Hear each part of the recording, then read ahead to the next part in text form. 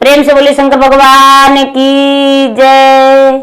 हर हर महादेव। देवों का देव महादेव जी के चरण में प्रणाम करती हूँ, मेरा प्रणाम स्वीकार हो। माता गौरी पार्वती के चरण में प्रणाम करती हूँ, मेरा प्रणाम स्वीकार हो। गणपति ललनवा के चरण में प्रणाम करती हूँ, मेरा प्रणाम स्वीकार हो। सब गुरु भाई बहना के चरण में प्रणाम करती हूँ, मेरा प्रणाम स्वीकार हो।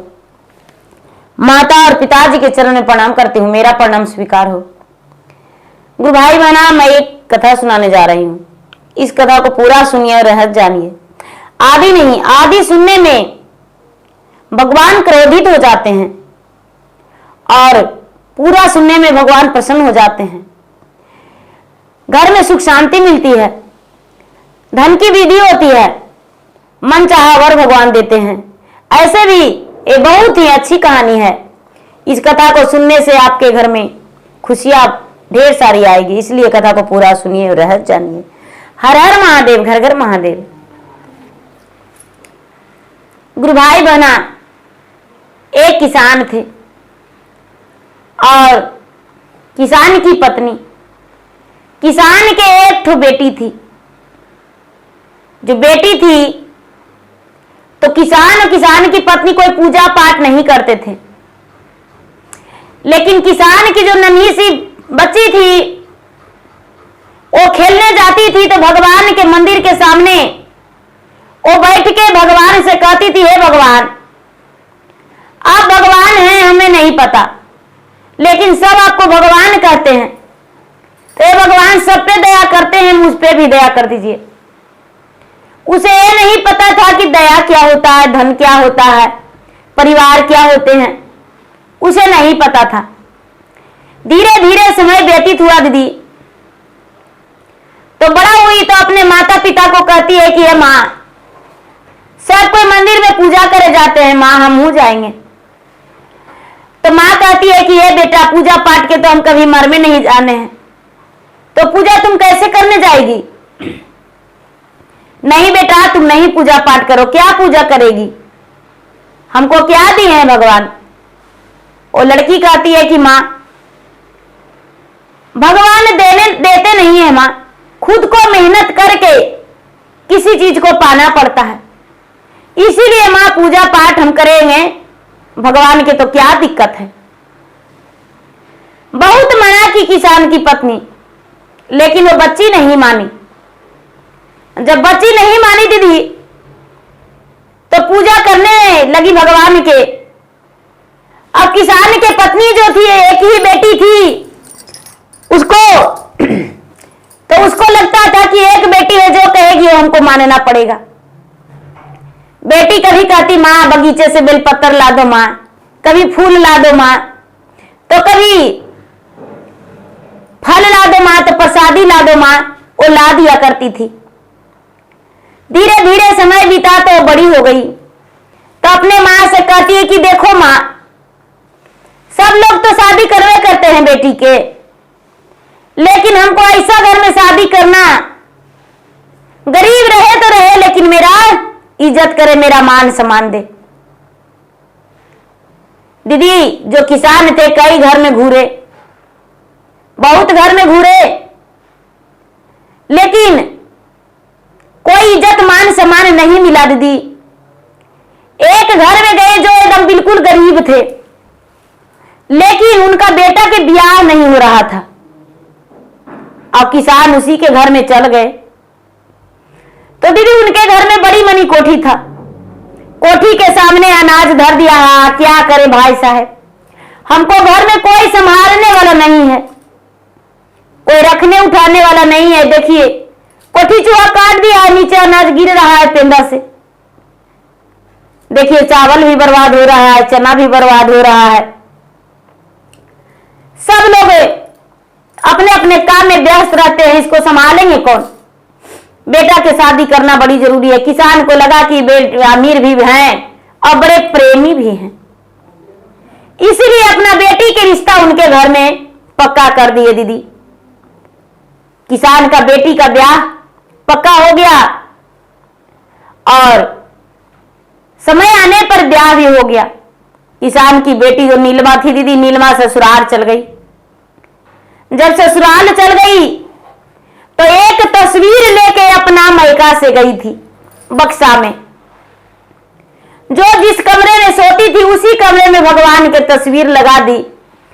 अपने माँ से पिताजी से बोली कि पिताजी, नीलिमा की पिताजी, जिस घर में जा रहे हो सकता है भगवान का मंदिर दूर हो तो इसी तस्वीर पर पूजा पाठ कर लेंगे। किसान जो थे बड़े प्रेम से तस्वीर मढ़ा के भगवान के दे दिए। नीलिमा तस्वीर लेकर गई, उसी कमरे में लगा दी। 2-4 दिन 8 दिन बीता दीदी, तो नीलिमा प्रतिदिन तस्वीर के सामने बैठ के भगवान के हाथ जोड़ के नमन करती थी कि हे भगवान, हे महादेव, मुझ पे दया बरसाइए। हम ऐसा घर में आ गए भगवान की पाव भरे अन्न और 5 गज वस्त्र के लिए भी मुहताज हैं। हम नई नवेली दुल्हन है, लेकिन मेरा पति जो है निकम्मा है। मेरे सास जो है वो तो इतना बात हमको कहती है कि समझ में नहीं आता है मेरा जीवन कैसे बीतेगा भगवान। हे भगवान, आप ही कुछ मदद करिए। लेकिन दीदी, नीलिमा कितना गिड़गिड़ाई रिगरिगाई, लेकिन कुछ नहीं भगवान उसका मदद किए। धीरे धीरे समय व्यतीत हो रहा था। एक दिन नीलिमा के साथ दीदी नीलिमा के कमरा में गई।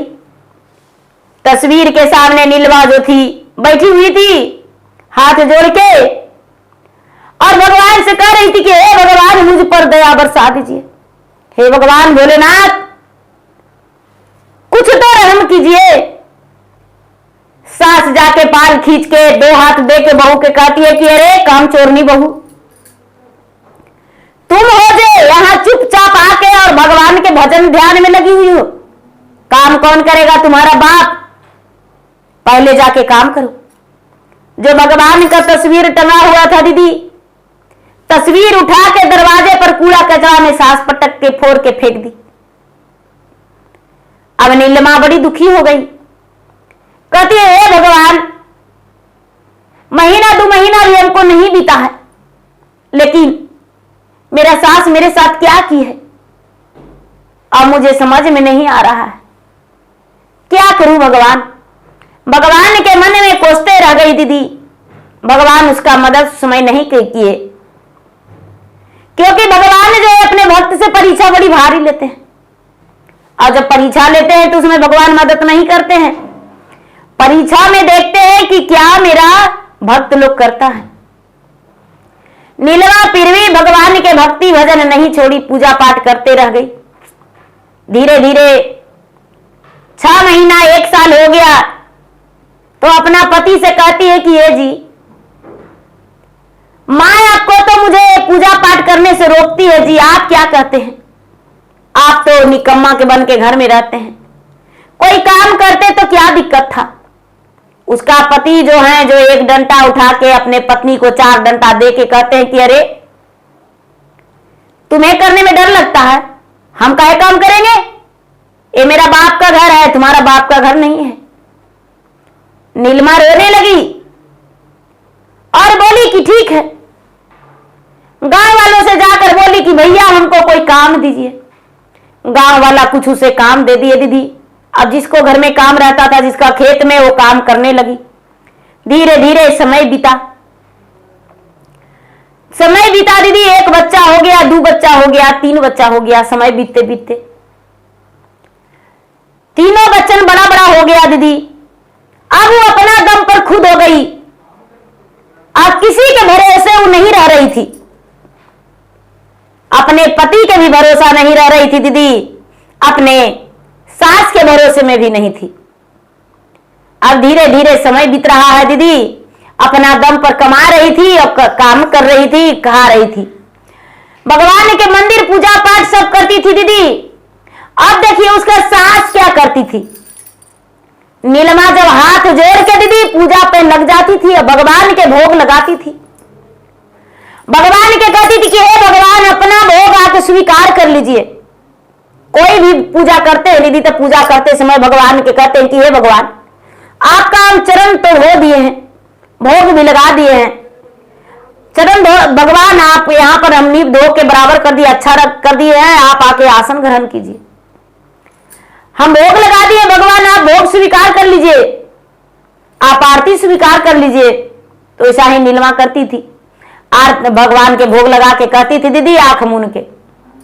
सास जो थी दीदी, सास क्या करती थी, झट से जाके चुपके पांव दबे और जाके उठा के खा जाती थी या वहां से लेकर हट जाती थी। नीलमा नहीं देखती थी, उसे लगता था कि मेरा भोग लगाया हुआ तो भगवान खाते हैं। धीरे धीरे समय बीता दीदी। पाप का घड़ा बुढ़िया के भर गया। जब पाप का घड़ा बुढ़िया के भर गया दीदी, तो नीलमा को तो कोई पता ही नहीं था। एक दिन जो है नीलमा मंदिर जाने के लिए चर्चा में, मंदिर में चर्चा था और मंदिर जाने के लिए नारियल रखी, फल रखी और धरका पर रख के छोड़ दी दीदी। सोची कि जब जाएंगे तो लेकर जाएंगे। नीलमा के सास क्या की, नारियल फोड़ के भी खा गई और फल भी उठा के खा गई। नीलमा खोजने लगी, माँ जी यहाँ पर मैं प्रसादी रखा था, वो प्रसादी क्या हो गया? अरे बहू हम तो देखे ही नहीं, तुम्हारा बच्चा खा गया होगा। क्या हम कुत्ता कुत्ती हैं जो तुम्हारा रखा हुआ फल खा जाते हैं? कोई चीज के लिए मुझ पे अचरंग लगाती हो? हम नहीं खाए हैं। नीलमा सोची कि मेरा बच्चन तो खा नहीं सकता है, सब कोई जानता था कि मेरा मम्मी मेरा मंदिर जाएगी। ए दीदी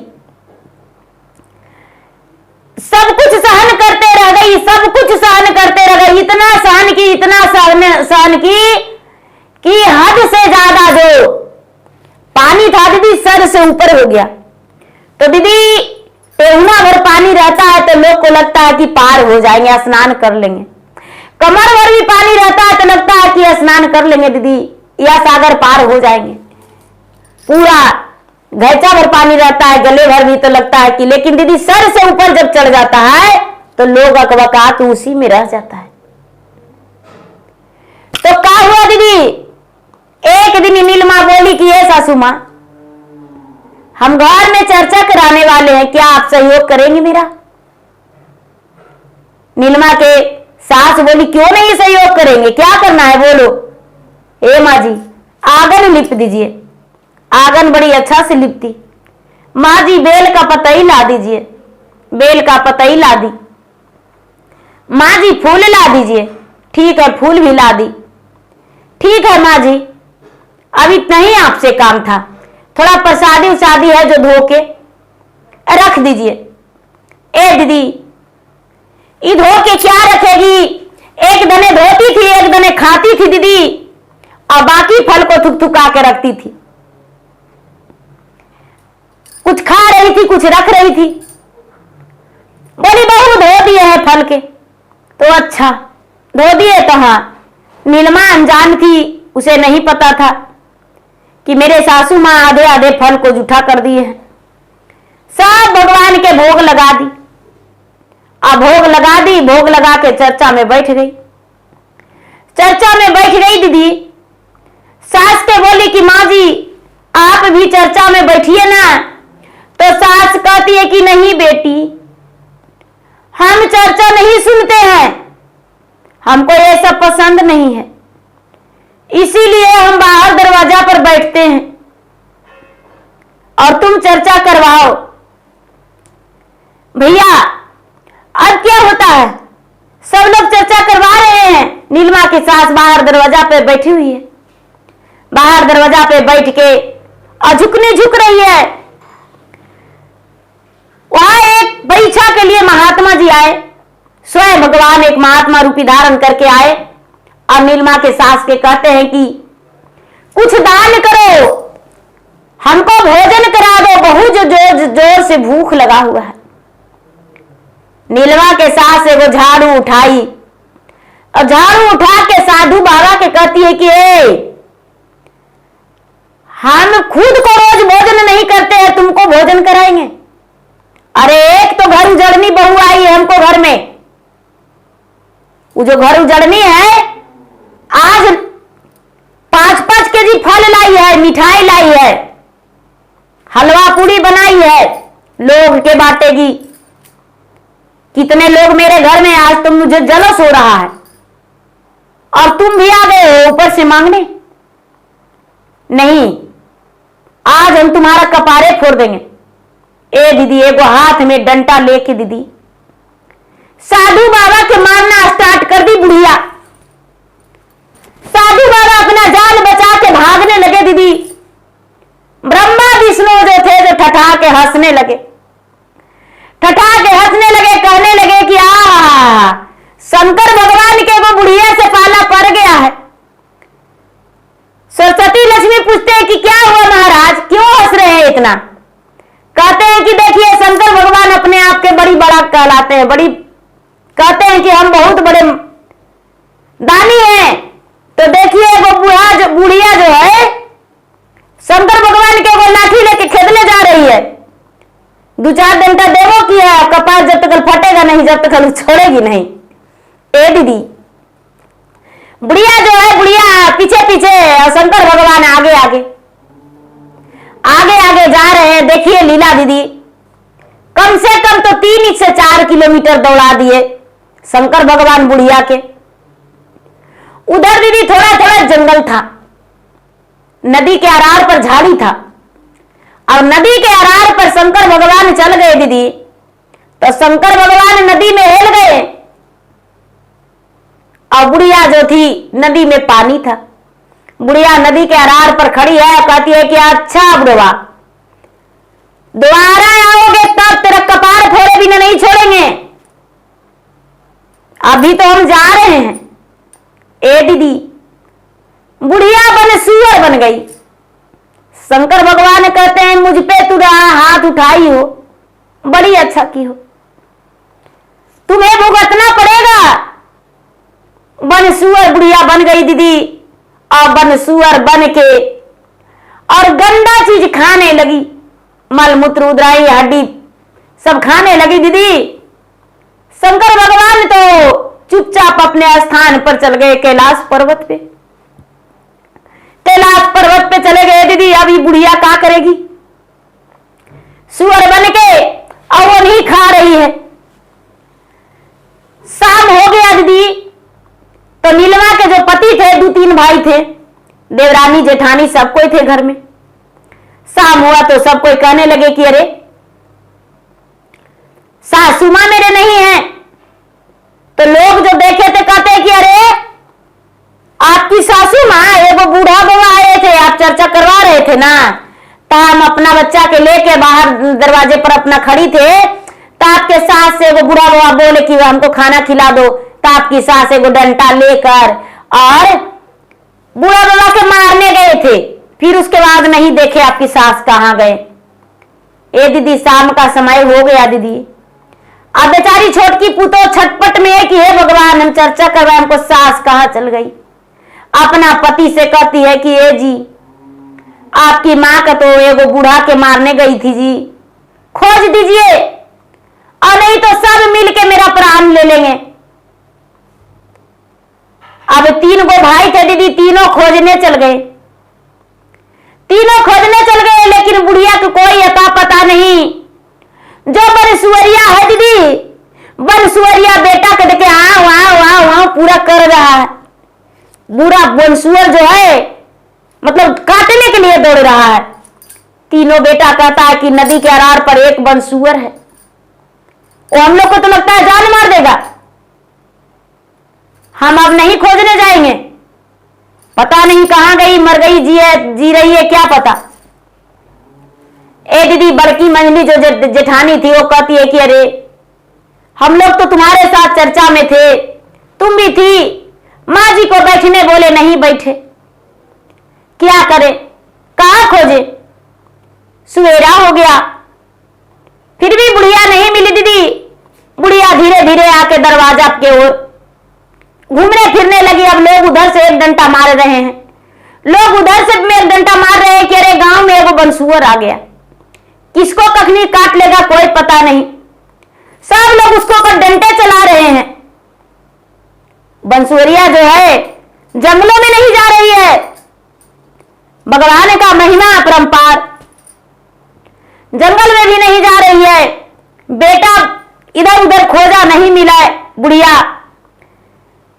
एक दिन के बाद बुढ़िया जो थी ये दिन भर इधर उधर टहल के गंदा मलमूत्र खा लिया करती थी, लेकिन शाम का समय में रात के आके अपने दरवाजा पर बैठ जाती थी और जहां पर बैठती तो वहां पर बड़ी बदबू मारता था, बड़ी दुर्गंध मारता था। अब ये तीनों गोतनी जो थी उससे परेशान थी, दीदी। कहती है कि हे भगवान, ये जहिया से चर्चा कराए हैं, जहिया से हमको दरवाजा पर एगो बंसुअर आके बैठ गई है। सास के मेरा पता नहीं, लेकिन एगो बंसुअर तो आके बैठ गई। हम कहां खोजेंगे सास के, कहां भगाएंगे बंसुअर के। और जाके भगवान के मंदिर में कहती है कि हे भगवान, हम कितना गलत किए, वो तो आप ही इंसाफ कर सकते हैं कि मेरा दरवाजे पर एक बंसुअर बैठती है। कितना गमक लगता है, और मेरे सास कहां चल गए, भगवान खोज दीजिए। जाके नीलमा बड़ी रोती थी मंदिर में। दीदी, एक दिन का बात है कि भोलेनाथ सुबह आए, और सुबह आए दीदी, और आकर महात्मा के रूप, एक साधु का रूप दीदी, बड़े बड़े दाढ़ी, बड़े बड़े मूछे, बड़े बड़े उनका नाखून, जैसे देखने में लग रहे हैं कि कोई अघोरी है। हाथ में कमंडल लेकर, झोला लेकर दरवाजे पर आए और कहते हैं कि कुछ दान करो बचिया। नीलमा कहती है कि बाबा बैठिए, भोजन भी कर लीजिए। बाबा बैठकर भोजन कर लिए दीदी। भोजन करके और कहते हैं कि कुछ अन्न दान कर दो, हम चल जाएंगे दरवाजे से। अन्न दान करके और कहती है कि हे भगवान, क्या ये बाबा से हम पूछ सकते हैं? कहते हैं कि बाबा क्या बताए, एक बहुत बड़ा दुख की बात है। बाबा कहते हैं क्या दुख की बात है बेटी, कहो। बाबा क्या कहे, एक दिन हम चर्चा करवाए, 4-6 महीना हो गया है, एक दिन हम चर्चा करवाए, और चर्चा करवा के और अपने सास को खोजने लगे तो सास मुझे नहीं मिली, कहां चल गई कोई पता नहीं। लेकिन उसी दिन से मेरे दरवाजा पर एगो बंसुअर बैठती है। बड़ा डर लगता है, छोटा छोटा बच्चन है, किसको कब जान ले लेगी कोई पता नहीं।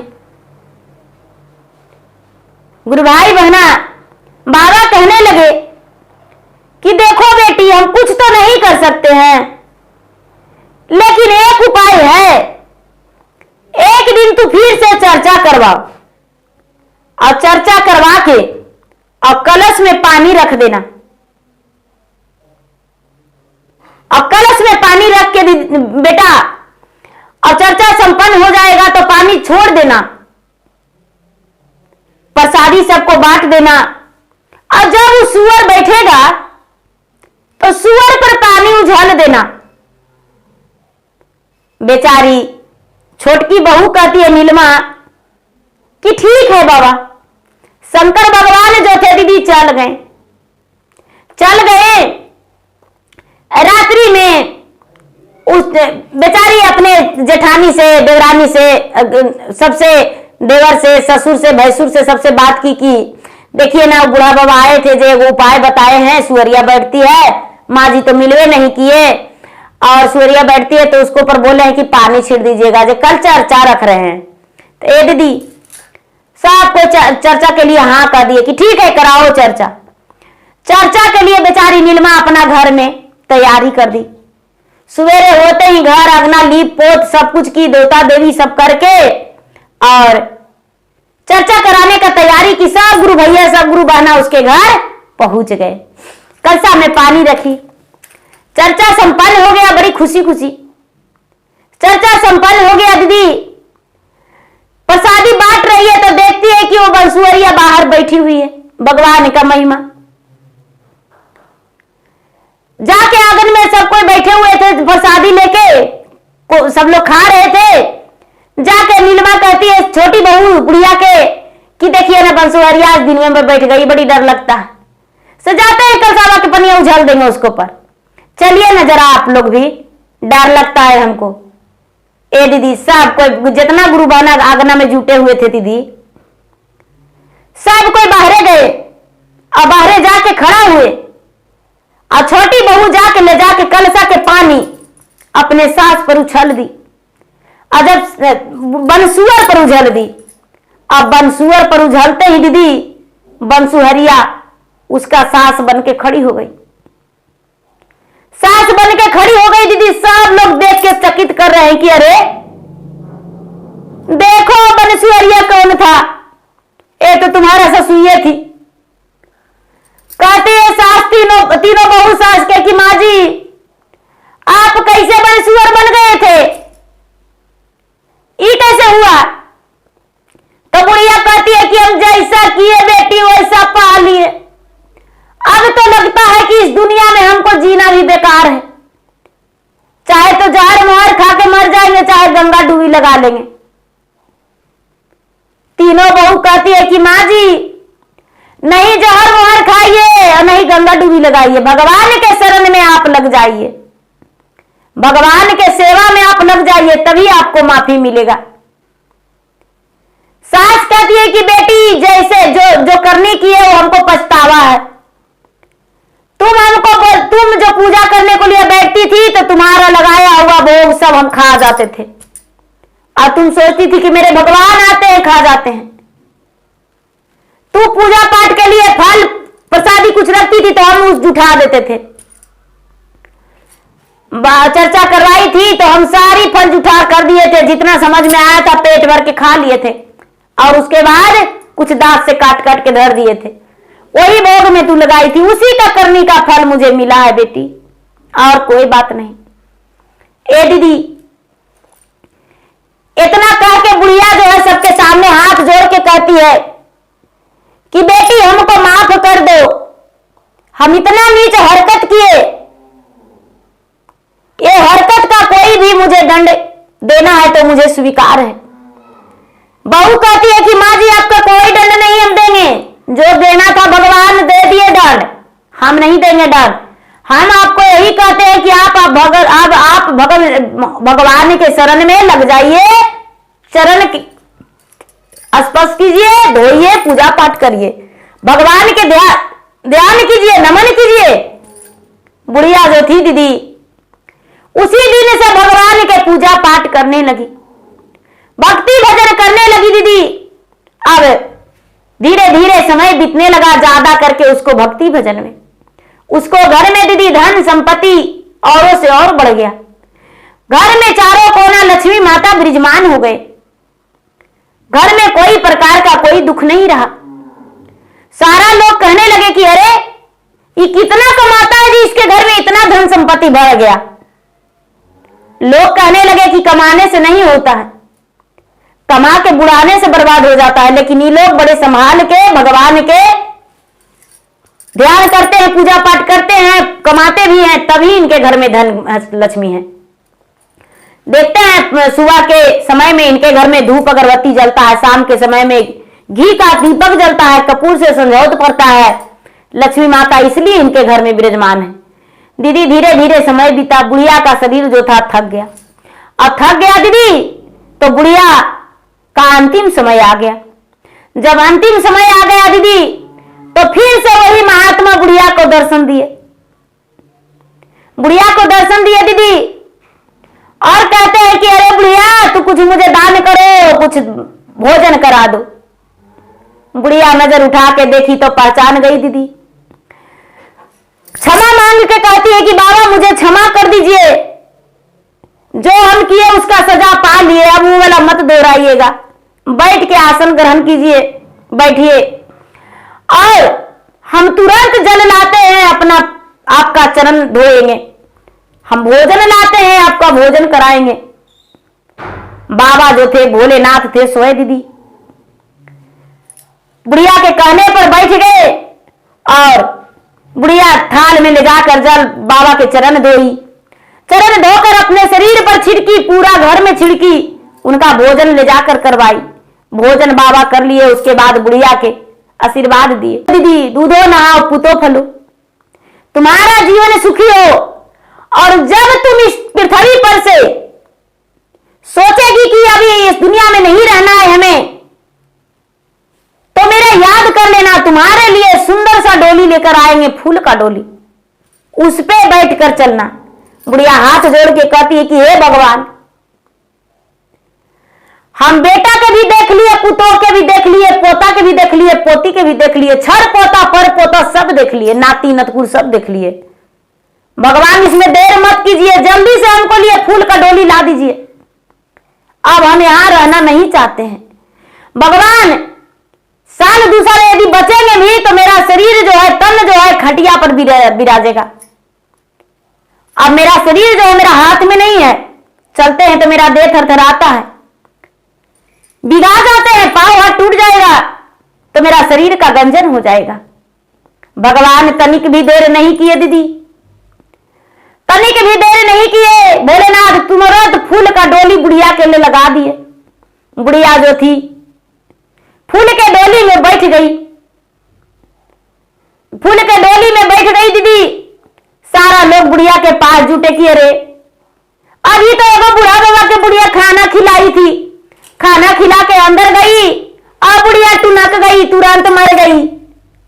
बुढ़ा बाबा भी कहां चल गए जो कोई पता नहीं।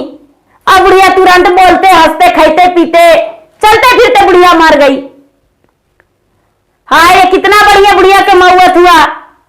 बड़ी गलत करती थी, बड़ी उब देती थी, पहले पुतों के नहीं समझती थी, लेकिन थोड़ा दिन के लिए बड़ी सुधार गई थी। इधर 10-15 साल से देखिए बुढ़िया के मौत बड़ी अच्छा हुआ। खरकोटा बुढ़िया थी, अच्छा थी, पहले गलत करती थी, लेकिन आप देखिए इंसानियत बुढ़िया में आ गया था। भगवान देखिए उसको कितना अच्छा मौत दिए। भगवान जब ले जा रहे हैं दीदी तो बुढ़िया से पूछते हैं कि बोलो नरक लेगी या स्वर्ग लेगी या फिर इसी पृथ्वी पर आएगी।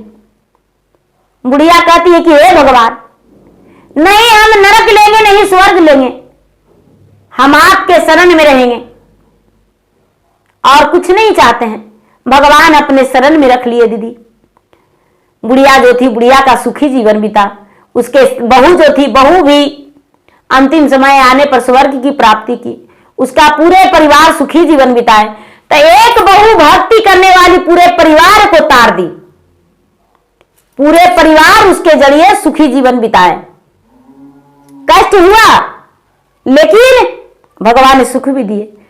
तो गुरु भाई बहना, मेरा वीडियो अच्छा लगे तो मेरा वीडियो को लाइक करें, शेयर करें। चैनल पर यदि नए हैं तो चैनल का सब्सक्राइब करें, बेल आइकन घंटी को दबाएं, जो कि मेरा वीडियो का नोटिफिकेशन सबसे पहले आपके पास जाए, आप मेरा वीडियो सुन सके। कमेंट बॉक्स में हर हर महादेव, जय शिव गुरु जरूर लिखे। धन्यवाद। हर हर महादेव, घर घर महादेव।